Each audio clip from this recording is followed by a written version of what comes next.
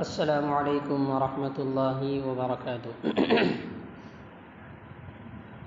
الحمد للہ وکفی وسلام علی عباده الذین اصطفى، اما بعد فاعوذ باللہ من الشیطان الرجیم، بسم اللہ الرحمن الرحیم۔ کل نفس ذائقة الموت وانما توفون اجورکم یوم القیامہ، فمن زحزح عن النار وادخل الجنة فقد فاز وما الحياة الدنيا إلا متاع الغرور۔ عن أبي هريرة رضي الله تعالى عنه قال قال رسول الله صلى الله عليه وسلم: أكثروا ذكرها ذم اللذات يعني الموت۔ صدق الله العظيم۔ قابل قدر سامعین کرام، ایک موضوع جس کو ہم لے کر چلے ہیں کہ مرنے کے بعد کیا ہوگا۔ اکثر انسان اس غلط فہمی میں زندگی کو گزارتا ہے کہ دنیا ہی سب کچھ ہے، بلکہ آخرت کی زندگی، لامحدود زندگی، جس کی تیاری کے لیے اللہ تبارک و تعالیٰ نے اس دنیا کے اندر ہمیں بھیجا تھا، جس کو ہم نے بھلا دیا، اسی کو سمجھنے کے لیے اللہ تبارک و تعالیٰ نے قرآن کے اندر فرمایا: ہر جاندار موت کا مزہ چکھنے والی ہے، اور تمہارے اجر پورے کے پورے تو قیامت کے دن ہی دیے جائیں گے۔ پس جو کوئی دوزخ سے بچا لیا گیا اور جنت میں داخل کیا گیا، وہ واقعتاً کامیاب ہو گیا، اور دنیا کی زندگی دھوکے کے مال کے سوا اور کچھ بھی نہیں ہے۔ آپ صلی اللہ علیہ وسلم کی جو حدیث پیش کی گئی، اس کے اندر حضرت ابو ہریرہ رضی اللہ تعالیٰ روایت کرتے ہیں کہ رسول اللہ صلی اللہ علیہ وسلم نے ارشاد فرمایا: لذتوں کو ختم کرنے والی چیز یعنی موت کو زیادہ یاد کیا کرو۔ اسی کے متعلق سے ہم یہ موضوع کو لے کر چلے تھے کہ حدیث پاک میں حضرت ابو ہریرہ رضی اللہ تعالیٰ عنہ فرماتے ہیں کہ رسول اللہ صلی اللہ علیہ وسلم نے ارشاد فرمایا کہ بلا شبہ مردہ اپنی قبر میں پہنچ کر بے خوف اور با اطمینان بیٹھتا ہے، پھر اس سے سوال کیا جاتا ہے کہ تو دنیا میں کس دین پر تھا؟ اس سے سوال ہوتا ہے، وہ جواب دیتا ہے کہ میں اسلام پر تھا۔ پھر اس سے سوال ہوتا ہے کہ تیرے عقیدے میں یہ کون ہے جو تمہاری طرف بھیجے گئے؟ اور وہ جواب دیتا ہے کہ وہ محمد رسول اللہ صلی اللہ علیہ وسلم ہے، جو ہمارے پاس اللہ کے پاس سے کھلے کھلے معجزے لے کر آئے۔ سو ہم نے ان کی تصدیق کی۔ پھر اس سے پوچھا جاتا ہے کیا تو نے اللہ کو دیکھا ہے؟ وہ جواب دیتا ہے کہ دنیا میں کوئی آدمی اللہ کو دیکھ نہیں سکتا، پھر میں کیسے دیکھ سکتا ہوں؟ پھر اس کے سامنے دوزخ کی طرف سے ایک روشن دان کھولا جاتا ہے، جس کے ذریعے وہ دوزخ کو دیکھتا ہے۔ آنکھ کے انگارے آپس میں ایک دوسرے کو کھا رہے ہیں۔ جب وہ دوزخ کا منظر دیکھ لیتا ہے تو اس سے کہتے ہیں کہ دیکھ اللہ تبارک و تعالیٰ نے تجھے کس مصیبت سے بچایا۔ یہ کس لیے ہوا کہ دنیا کے اندر تو نیک تھا۔ پھر اس کے سامنے جنت کی طرف ایک روشن دان کھولا جاتا ہے، جس کے ذریعے وہ جنت کی رونق اور جنت کی دوسری چیزوں کو دیکھ لیتا ہے۔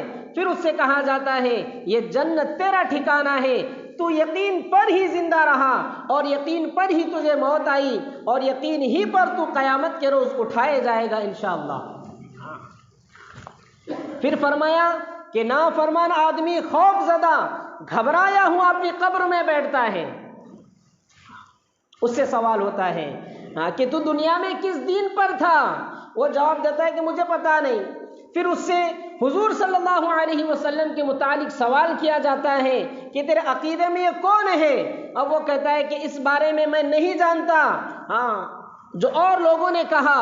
پھر اس کے سامنے جنت کی طرف ایک روشن دان کھولا جاتا ہے، جس کے ذریعے اس کی رونق اور اس کے اندر کی دوسری چیزوں کو دیکھ لیتا ہے۔ پھر اس سے کہا جاتا ہے کہ دیکھ لے تو نے خدا تعالیٰ کی نافرمانی کی، خدا نے تجھے کس نعمت سے محروم کر دیا۔ جنت دکھائی جاتی ہے اس کو۔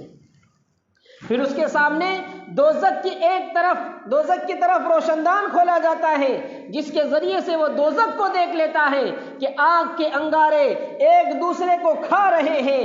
پھر اس سے کہا جاتا ہے کہ یہ تیرا ٹھکانہ ہے، کہ تو دنیا میں شک پر ہی رہا اور تجھ کو شک پر ہی موت آئی، اور قیامت کے دن پھر تو شک ہی پر اٹھایا جائے گا۔ حضرت ابو ہریرہ رضی اللہ تعالیٰ عنہ فرماتے ہیں کہ رسول اللہ صلی اللہ علیہ وسلم نے ارشاد فرمایا کہ جب میت کو قبر میں رکھ دیا جاتا ہے تو اس کے پاس 2 فرشتے آتے ہیں جن کا رنگ سیاہ اور آنکھیں نیلی ہوتی ہے، جن میں سے ایک کو منکر کہتے ہیں اور دوسرے کو نکیر کہتے ہیں۔ ہم نے سنا ہوگا نا منکر نکیر۔ وہ دونوں اس سے پوچھتے ہیں کہ تو کیا کہتا ہے ان صاحب کے بارے میں جو تمہاری طرف بھیجے گئے تھے؟ وہ اگر مومن ہے تو جواب دیتا ہے کہ وہ اللہ کے بندے اور اس کے رسول ہیں۔ میں گواہی دیتا ہوں کہ اللہ تعالیٰ کے سوا کوئی معبود نہیں، اور بلا شبہ محمد صلی اللہ علیہ وسلم اللہ کے بندے اور اس کے رسول ہیں۔ یہ سن کر وہ دونوں کہتے ہیں کہ ہم جانتے تھے تو ایسا ہی جواب دے گا۔ پھر اس کی قبر 70 غز 70 مربع دونوں طرف سے نا پھیل جاتی ہے۔ کیسے؟ تو ادھر سے بھی پھیل گئی، ادھر سے بھی ہم ڈالتے تو کتنا ہوتا ہے؟ 2.5 بائی 3، 2.5 بائی 6 فٹ ہے نا۔ لیکن جب وہ صحیح سوالوں کے جواب کو دیتا ہے تو قبر کیا ہو جاتی ہے؟ کشادہ ہو جاتی ہے، پھیل جاتی ہے۔ پھر اس کو منور کر دیا جاتا ہے، پھر اس سے کہا جاتا ہے کہ اب تو سو جا۔ وہ کہتا ہے کہ نہیں، میں نے تو اپنے گھر والوں کو جا کر اپنا حال بتانا ہے، میں جانا چاہتا ہوں۔ وہ کہتے ہیں یہاں آنے کے بعد کوئی واپس جاتا نہیں، تو سو جا جیسے کہ نوی نویلی دلہن پہلی رات کو سوتی ہے، جسے اس کے شوہر کے سوا کوئی اٹھا نہیں سکتا، لہٰذا وہ آرام سے قبر میں رہتا ہے یہاں تک کہ اللہ تبارک و تعالیٰ اس کو قیامت کے روز اس جگہ سے اٹھائے گا۔ اور اگر مرنے والا منافق یا کافر ہوتا ہے تو منکر نکیر کو جواب دیتا ہے کہ میں نے جو لوگوں کو کہتے ہوئے سنا کہا اس سے زیادہ میں نہیں جانتا۔ وہ دونوں کہتے ہیں کہ ہم تو خوب جانتے تھے کہ تو ایسا ہی جواب دے گا۔ پھر زمین سے کہا جاتا ہے کہ اس کو پھینچ دے، چنانچہ زمین اس کو کیا کرتی ہے؟ پھینچ دیتی ہے، جس کی وجہ سے اس کی فصلیاں ادھر کی ادھر، ادھر کی ادھر ہو جاتی ہیں، یعنی فصلیاں جو ہیں ایک دوسرے میں مل جاتی ہیں۔ پھر وہ قبر کے اندر عذاب ہی میں رہتا ہے یہاں تک کہ قیامت قائم ہو جاتی ہے۔ اللہ تعالی ہم سب کی حفاظت فرمائے۔ ان احادیث سے معلوم ہوا کہ ایمان والے عالم برزخ میں مطمئن رہیں گے اور ان کے ہوش و حواس سالم رہیں گے، حتیٰ کہ ان کو نماز کا دھیان ہوگا، فرشتوں کے سوال جواب دینے میں بے خوف ہوں گے، اور جب اپنا اچھا حال دیکھ لیں گے تو گھر والوں کو خوشخبری دینے کے لیے فرشتوں سے کہیں گے کہ میں ابھی نہیں سوتا، میں جاتا ہوں اپنے گھر والوں کو خوشخبری سناتا ہوں۔ اور وہ انتہائی خوشی میں اپنا انجام بخیر دیکھ کر فوراً ہی قیامت قائم ہونے کے لیے سوال کریں گے کہ بابا جلد از جلد ہم کیا ہو جائے؟ جنت میں پہنچ جائیں، قیامت جلدی نازل کرو، ہم کہاں جائیں؟ جنت میں پر جس پر خداوند عالم کا کرم ہو اس کے ہوش و حواس باقی رہتے ہیں اور اسے اللہ جل شانہ صحیح جواب دلاتا ہے، جیسے کہ سورہ ابراہیم میں اللہ تبارک و تعالیٰ نے ارشاد فرمایا یثبت اللہ الذین آمنوا بالقول الثابت فی الحیاۃ الدنیا وفی الآخرہ۔ ایمان والوں کو اللہ تبارک و تعالیٰ اس پکی بات یعنی کلمہ طیبہ سے ایمان دنیا و آخرت میں مضبوط رکھتا ہے۔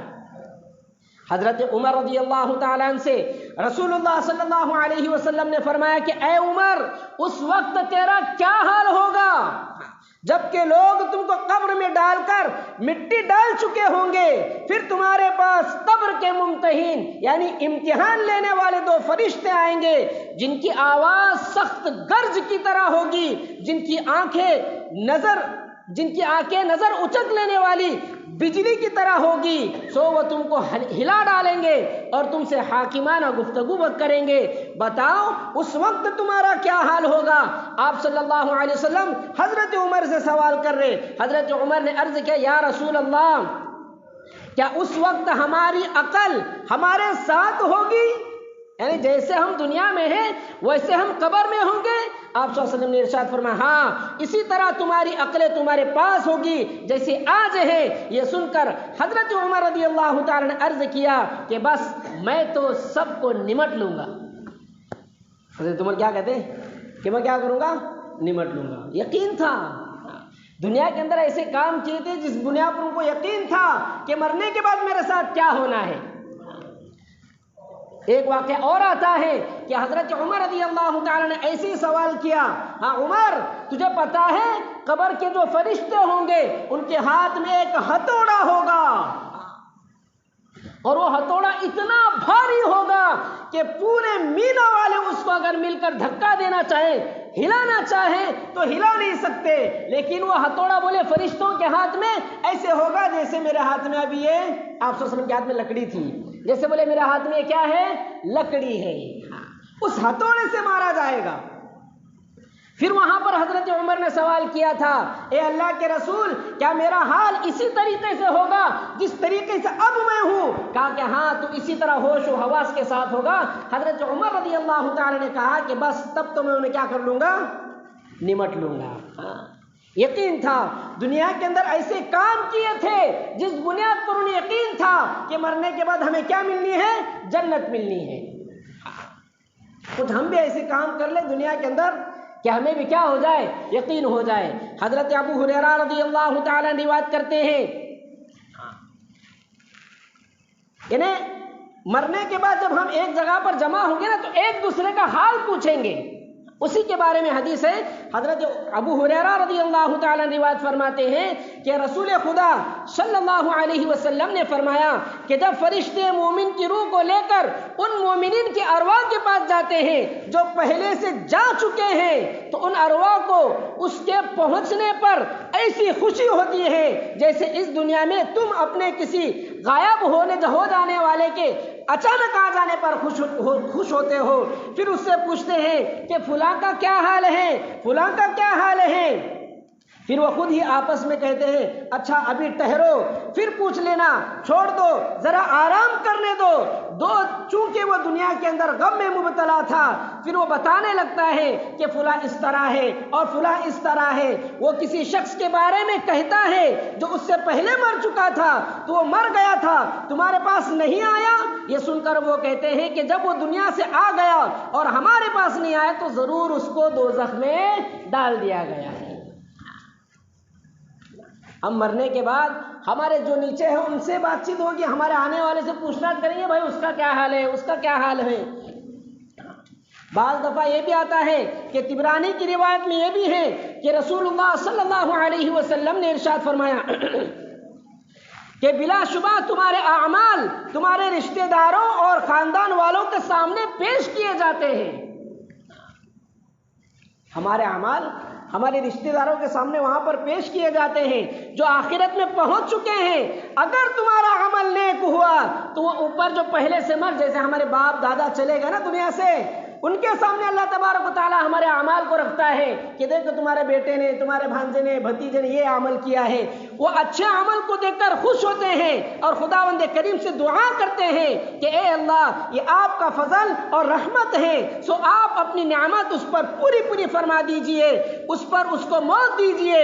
اور اگر برا عمل ان کے سامنے پیش ہوتا ہے تو کہتے ہیں کہ اللہ اس کے دل میں نیکی ڈال دیجئے جو تیری رضا اور تیرے قرب کا سبب ہو جائے گا۔ سوچو ہم دنیا کے اندر گناہ کریں گے اور وہ گناہ ہمارے باپ دادا کے سامنے پیش کیے جائیں گے تو مرنے کے اوپر جا کر کیا سوچتے ہوں گے ہمارے بارے میں؟ سوچنے کی ضرورت ہے۔ حضرت سعید بن مسیب رضی اللہ تعالیٰ عنہ سے روایت ہے کہ حضرت عائشہ صدیقہ رضی اللہ تعالیٰ عنہا نے حضور صلی اللہ علیہ وسلم سے عرض کیا کہ یا رسول اللہ، جب سے آپ نے منکر نکیر کی ہیبت ناک آواز اور قبر کے کھینچ دینے کا ذکر فرمایا ہے، اس وقت سے مجھے کسی چیز سے تسلی نہیں ہوتی اور دل کی پریشانی دور نہیں ہوتی۔ تو آپ صلی اللہ علیہ وسلم نے ارشاد فرمایا کہ اے عائشہ، منکر نکیر کی آواز مومن کے کانوں میں ایسی ہوگی جیسی ایک سریلی آواز کانوں میں بھلی معلوم ہوتی ہے۔ نیک بندے کے منکر نکیر کے سوالات کیسے ہوں گے؟ ایسی معلوم ہوگی جیسے بھلی آواز کانوں کے اندر کیسے نعت لگانے کے بعد قرآن پاک کوئی بہترین انداز میں پڑھ رہا تو کیسا سکون ملتا ہے، ویسی ہوگی۔ جیسے آنکھوں میں سرما لگانے سے آنکھوں کو لذت محسوس ہوتی ہے، مومن کو قبر کا دبانا ایسا ہوتا ہے جیسے کسی کے سر میں درد ہو اور اس کی شفقت والی ماں آہستہ سے اپنے بیٹے کا سر کیا کر رہی ہے، دبا رہی ہے، سکون ملتا ہے اور وہ اس سے آرام و راحت پاتا ہے۔ اور یاد رکھ اے عائشہ، اللہ کے بارے میں شک کرنے والوں کے لیے بڑی خرابی ہے، اور وہ قبر میں اس طرح پھینک دیے جائیں گے جیسے انڈے پر پتھر رکھ دیا جاتا ہے اور دبا دیا جاتا ہے۔ اگر اللہ تبارک و تعالیٰ کے بارے میں ہم نے شک کیا دنیا کے اندر تو سوچو کسی انڈے کے اوپر پتھر کو ڈال دینے سے انڈے کا کیا حال ہوگا؟ بالکل اسی طرح ہمارا حال ہوگا۔ اس لیے ہم اللہ کی ذات میں شک نہ کریں، پابندی سے دین کے کام میں لگے رہیں۔ حضرت انس رضی اللہ تعالیٰ عنہ کا بیان ہے کہ رسول خدا صلی اللہ علیہ وسلم نے ارشاد فرمایا کہ ہر انسان کے لیے آسمان پر 2 دروازے ہیں، ہر انسان کے لیے۔ ایک دروازے سے اس کا عمل چڑھتا ہے اوپر، ہم جو دنیا میں اندر کرتے ہیں، دنیا کے اندر ہمارا عمل اوپر جاتا ہے، دوسرے دروازے سے اس کا رزق اترتا ہے۔ جب مومن مر جاتا ہے تو دونوں دروازے اس کے مرنے پر روتے ہیں، جس سے اعمال اور رزق جاتا تھا وہ دروازے روتے ہیں۔ حضرت ابن عمر رضی اللہ تعالی عنہما حضور صلی اللہ علیہ وسلم سے روایت کرتے ہیں کہ آپ نے فرمایا کہ بے شک جب مومن مر جاتا ہے تو اس کے مرنے کے بعد اس کے مرنے پر قبرستان اپنے آپ کو سجا لیتے ہیں، لہذا ان میں کا کوئی حصہ ایسا نہیں ہوتا جو یہ تمنا نہ کرتا ہو کہ یہ مجھ میں دفن ہو۔ مومن جب مرتا ہے تو قبرستان ہے نا، ہر جگہ یہ امید کرتی ہے کہ میرے اندر آئے، ہر جگہ یہ امید ہوتی ہے۔ حضرت ابن عباس رضی اللہ تعالی عنہما فرماتے تھے کہ مومن کے مرنے پر 40 دن تک زمین روتی ہے، نیک بندے کے مرنے پر زمین 40 دن تک روتی ہے۔ حضرت عطا الخراسانی رحمت اللہ علیہ فرماتے تھے جو بندہ زمین کے کسی حصے میں سجدہ کرتا ہے وہ حصہ قیامت کے روز اس کے حق میں گواہی دے گا۔ ہم صرف مسجدیں ڈھونڈتے ہیں، اب باہر چکنن میں چلے گئے تو ہمارے گاؤں کی مسجد کے علاوہ نماز بھی نہیں پڑھتے، بازار میں ہے اذان ہو گئی 1:30 بجے وہاں کی مسجد میں نماز پڑھو، وہ جگہ کل قیامت میں کیا کرے گی؟ گواہی دے گی۔ جنگل میں ہو، بکریاں چرا رہے ہو، وہاں جاؤ، وہاں وضو کرو، نماز کا وقت ہو گیا وہاں پر سجدہ کرو، وہ جگہ کل قیامت میں کیا کرے گی؟ ارے بولو بھائی، گواہی دے گی، گواہ بنیں گے ہمارے۔ سوچنے جیسی بات ہے۔ حضرت ابو امامہ رضی اللہ تعالی عنہ سے روایت ہے کہ حضرت صلی اللہ علیہ وسلم نے ارشاد فرمایا کہ بلا شبہ مرنے کے بعد جو چیزیں مومن کو اس کی نیکیوں سے پہنچ جاتا ہے، نیکیوں میں سے پہنچتی رہتی ہیں، ان میں سے ایک علم ہے۔ جیسے اب میں مر گیا تو میرے مرنے کے بعد مجھ کو جو ثواب ملے گا نا، کیسے ملے گا؟ اگر میں نے سب سے پہلے دنیا کے اندر علم کا کام کیا ہے، میں نے علم بانٹا ہے لوگوں کے اندر، تو علم کی نیکیاں مرنے کے بعد بھی ملتی رہے گی۔ اس کو کہتے ہیں صدقہ جاریہ۔ اور دوسری چیز نیک اولاد چھوڑی ہو۔ کیا ہو دوسری چیز؟ کہ نیک اولاد چھوڑی ہو، یا کوئی قرآن شریف ورثے میں چھوڑ گیا ہو کہ پیسہ تھا، قرآن خریدا، مسجد یا مدرسے میں دے دیا۔ جب تک اس کلام پاک کے اندر تلاوت ہوتی رہے گی مرنے والے کو ثواب ملتا رہے گا۔ یا پھر مسجد تعمیر کرائی ہو، مسجد بنائی ہو، یا پھر مسافر خانہ بنایا ہو، پہلے زمانے کے اندر مسافر خانے ہوتے تھے، یا پھر نہر کھود دی گئی ہو، جیسے پہلے زمانے کے اندر پانی ہوتا تھا تو اس گاؤں سے اس گاؤں تک نہر کھودی جاتی تھی، جو پانی آتا تھا اس گاؤں کو بھی فائدہ ہوتا تھا۔ اب ہم سوچے ان چیزوں میں سے میں نے کچھ کیا ہے، کچھ تو کرنے کی ضرورت ہے۔ مسجد کے اندر کوئی ایسا کام کرو کہ آپ مر کر چلے۔ آپ برا نہ مانو، ہماری اولاد کا یہ حال ہے کہ ان کو نماز کے لیے بلانا پڑتا ہے کہ بابانو مسجد میں آؤ، تم کیا امید لگا کر اپنے اولاد سے کہ مرنے کے بعد تمہارے لیے قرآن پڑھے گی، تمہارے لیے دعا کرے گی اولاد؟ یقین جانو بچوں پر میں نے پابندی لگایا تو آپس میں جھگڑے ہو رہے، تلا گائے کرا زمین نماز نہ پڑھ لیتے۔ ان اولاد پر کیا امید لگا سکتے ہیں آپ لوگ؟ کم سے کم یہ کریں کہ ہم اپنے اولاد کو نیک بنانے کی کوشش کریں۔ بہت ضروری چیزیں ہیں۔ مرنے کے بعد سب سے پچھلی مرتبہ میں نے بتایا تھا کہ ایک باپ کا انتقال ہوا، بچہ مکتب میں جا کر بسم اللہ الرحمن الرحیم پڑھتا ہے تو اللہ تبارک و تعالیٰ اس کے باپ کے عذاب کو روک دیتے ہیں۔ کیوں؟ کہ بچہ کہہ رہا ہے بسم اللہ، شروع اللہ کے نام سے جو بڑا مہربان ہے، چھوٹا بچہ کہہ رہا ہے کہ مہربان ہے اور وہ اللہ کہتا ہے کہ میں اس کے باپ کو عذاب دوں، ہو نہیں سکتا۔ تو ضرورت اس چیز کی ہے کہ ہم اپنے اولاد کی فکر کریں۔ انشاءاللہ اس کے متعلق آگے آئندہ ہفتے بیان ہوگا۔ اللہ تعالیٰ کرے زیادہ عمل کی توفیق دے۔ وآخر دعوانا الحمدللہ رب العالمین۔ جو سنت نے پڑھے سنت پڑھ لیں۔